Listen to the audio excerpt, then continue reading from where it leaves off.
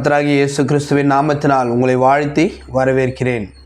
இன்று ஒரு மனிதன் மேன்மையாய் இருக்கிறான் என்று இவ்வுலகத்தில் எதனால் அளவிடப்படுகிறது?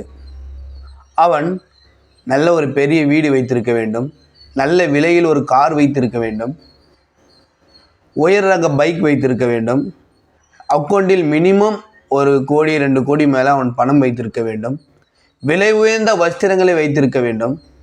இவைகளை வைத்து தான் ஒரு மனிதன் மேன்மையாக இருக்கிறான், அவன் நல்ல வசதியாக இருக்கிறான், அவன் நல்ல நிலையில் இருக்கிறான் என்று உலகத்தின் கண்ணோட்டத்தினால் அவன் அளவிடப்படுகிறான்.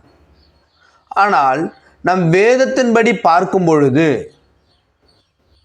லூக்கா 16ஆம் அதிகாரம் 15ஆம் வசனத்தில் மனுஷருக்குள்ளே மேன்மையாக இருப்பதெல்லாம் கர்த்தருக்கு முன்பாக அருவருப்பாயிருக்கிறது. நம் பார்வைக்கு எது உயர்ந்ததா இருக்கிறதோ, நம்முடைய பார்வைக்கு எது மேன்மையா இருக்கிறதோ, அவைகள் எல்லாம் தேவனுக்கு முன்பாக அருவருப்பாயிருக்கிறது, வாந்திக்கு ஒப்பாயிருக்கிறது.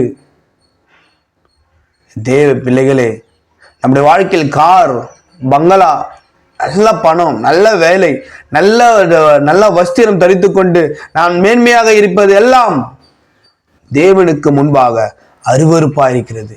இத்தனை நாட்கள் நம்முடைய வாழ்க்கையில் நல்ல பங்களா வேணும், கார் வேணும், நல்ல பைக் வேணும் என்று நாம் நினைத்ததெல்லாம் தேவனுக்கு முன்பாக அருவருப்பா இருக்கிறது.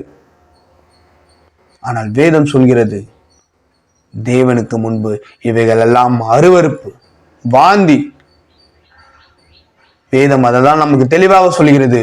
உலகத்தில் உண்டானவைகள் எல்லாம் பிதாவினால் உண்டானவைகள் அல்ல, அவைகள் உலகத்தில் உண்டானவைகள். இவைகள் எல்லாம் எங்கு உண்டாயின? உலகத்தில் உண்டானவைகள். அதனால் உலகமும் அது நிச்சயம் ஒழிந்து போகும். பிதாவினுடைய சித்தத்தை செய்கிறவனோ என்றென்றும் நிலைத்திருப்பான். ஒழிந்து போகிற இந்த காரியங்களை குறித்து நாம் நம்முடைய வாழ்க்கையில் கவலைப்பட்டு கொண்டிருக்கிறோம். இவைகள் எல்லாம் நாம் மேன்மையா எண்ணிக்கொண்டிருக்கிறோம். ஆனால் இவைகள் எல்லாம் மேன்மை அல்ல, இவைகள் எல்லாம் தேவனுக்கு முன்பாக அருவருப்பா இருக்கிறது.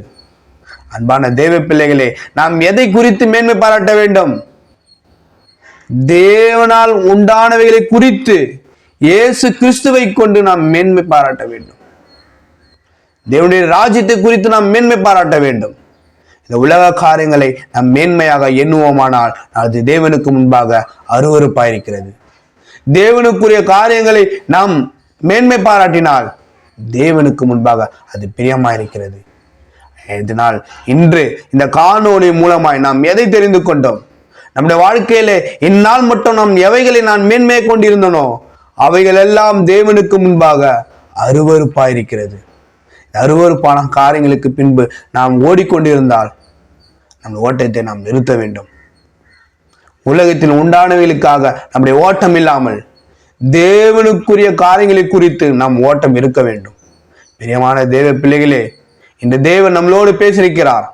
இந்த அருவருப்பான காரியங்களை விட்டு விலக்கி நம் தேவனுக்கு பிரியமான காரியங்களை நம்முடைய வாழ்க்கையில் நாம் செய்ய வேண்டும். உலகத்தில் உண்டான காரியங்களை நாம் வெறுத்து தேவ ராஜ்யத்துக்கு உண்டான காரியங்களை குறித்து நாம் மேன்மை பாராட்டும்.